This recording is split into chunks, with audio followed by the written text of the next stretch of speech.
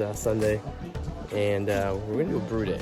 And I was going to use the new fry burner that I got. That's isolated, it has its own tank you can hook up to. I didn't get another tank, so I'm just gonna actually use the burner on my grill right here. Since it's getting a little late, I'm starting this real late. I want to start this around 1 o'clock. It is now 4:30, so basically I don't have time to do stuff tonight, and that's really all I gotta do. So I'll show you the steps what I did so far, and kind of a loosely based recipe that I'm going to use. I'm making a cherry wheat beer. Cherries won't come into the second fermentation, but today we're just going to cook up and get everything going. So, alright, so what I did was I sanitized everything. I use like a high-level sanitizer that I use inside of a restaurant. I sanitized the bucket, I sanitized the pot we're going to be cooking in, and stuff for the fermentation. So this is what I got over here for ingredients. We're going to do an all-grain brew. So I got some brew bags. I ordered my malts accordingly, and yeah, and then we're just gonna cook it up and see what happens. So I got a couple of recipes online. This is one that I got years ago, but I'm basically gonna kind of use the same, except this one uses like liquid malt, but we're not gonna use liquid malt, so we're just gonna modify this as best we can. So all right, so we added 3.5 gallons of water, and I got the liner bag in there. This is what we're gonna kind of use for our grains there. We got this one. This same one, I think I got nope, it's a different one. And this one. And then we have more right here. So we're gonna add this all in together. I think what I'm gonna do is I'm gonna do this in 20 minutes interval. So I'm gonna get this to 160 degrees. Once I get it there, I'm gonna kind of steady it off, and I'm gonna add this first. Wait a few. That, and that. And we're gonna go from there and see what happens. All right, so we're almost at 150. So what we're gonna do is, like I said, we're gonna add all these greens in. We're gonna cook it around 150 for approximately an hour, and let the develop, you know, all the flavors from all the greens and everything. I'm actually looking for a recipe because it's a cool recipe where you can actually reuse the used grains to make dog treats. And this is kind of like what the idea what we're trying to make, because I love cherry beer, so I'm trying to make this. So basically I'm making a wheat beer and add cherries to the second one. So like when you cook the beer, like right now it's 3.5 gallons. I know I'm probably gonna lose about 1/2 gallon through boil, and a little bit more maybe than that. And then I have 3 gallons of water right there as well. So what I'm gonna do, and you can do it either way. A lot of people do this. They use the water at the end to cool it down, because you got to bring this thing down to like 57 degrees in order before you add the yeast. So I don't want to be waiting here all night with 180 degree water to bring this thing down to add the yeast. We can call it a day. So what we're gonna do is, once this is done, I'm gonna get it to 150 for an hour. We'll make the wort, and then I'm gonna add the hops and bring that up to a boil. You do that for about an hour or two. So about 2 hours I got left. And then when it's done, I'm actually just gonna add it to the water that's already here. So we're outside right now. It's about 60 degrees. With the hot water, that should bring the temperature to about 100. I'll put it into my fermentation basement, which stays cool all night. And basically by tomorrow morning, this temperature should be brought down to a reasonable amount in which I can actually add the yeast, which is being refrigerated right now.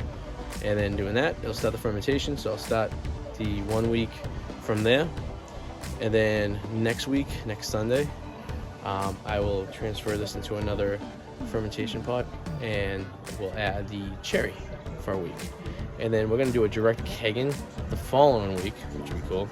So instead of bottling them and waiting 6 weeks, we're actually gonna be able to keg it, add CO2, and be able to drink it hopefully by 2.5 weeks from today, because I'm gonna give it a couple days for the CO2 to sit in. So very excited. So here we go.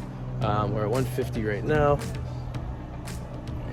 And I think I'm gonna add all the grain and start this 1 hour process. All right, so I added the cereal grains in here and the malts and everything. It actually smells great. It actually smells like cereal and everything. So I'm seeing those, the temperature dropped down a little bit since we did this. So we're gonna actually close the top off, and I'm gonna set a timer for every 20 minutes. I'm gonna give this a stir for an hour, and then we're gonna bring it to the next level. We're gonna see how it goes. All right, so as you can tell, it's getting dark, but we have completed the wort process.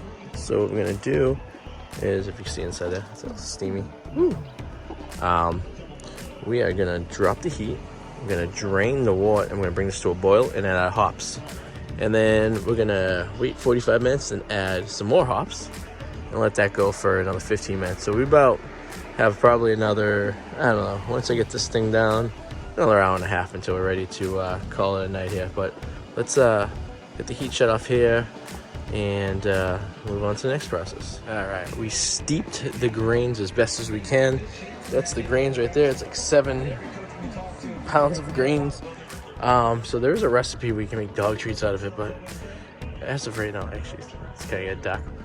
I don't have, so I'm just gonna spread them out for the birds, I guess, to eat. So someone will eat them. It's all grains, it's 0 grains. It's perfectly good. So I actually added about a gallon of water to what we had made for the wort. And I'm gonna bring this up to boil. And once it brings up to boil, I'm gonna throw in the hops, and then 45 minutes after that, throw some more hops, and then do that till we're done. So we're just gonna bring this up to a boil. So we're gonna wait till that, and then we'll start. So, you know, I am a very amateur brewer. I've only done this probably about maybe a dozen times, but I've been trying new things each time. We made ciders, we made beers. So this will be the first time we're actually gonna use this is an all grain, and it's gonna be straight to keg. So it's experimental. We'll see what happens, but what's the worst that happens? We just drink it, right? I guess that's what's the worst gonna happen. So let's bring this to a boil and then see what happens. All right, so we are at almost a boil. We just have a little spillover, but it's okay because we're outside. Not a big deal, but we're getting to the point of boil. And when we do, we are gonna add the hops and we'll start. So we're at 200 degrees. We're about 20 degrees from boil. So probably another couple minutes, but we're almost there. And then we'll add that. 45 minutes later, we'll add that. I actually have 2 beers because I opened one, got sidetracked, forgot I opened one, and grabbed another one, opened that one. So 2 beers. And then that's the remainder of the water we're gonna add once this is done. And then we're gonna let that get down to less than 70 degrees, which will probably be tomorrow morning because we're gonna put it in the basement. And I'll sprinkle it before we go to work. And then we're ready to go. It's just the fermentive process. All right, so we're at a boil. We're gonna add the hops. Now it's interesting. This is typically used for a stout, but the recipe I found online for this cherry wheat actually called for this one. So if you can see, we got a roll and boil in there right now. So we're gonna add this first thing of hops. 45 minutes.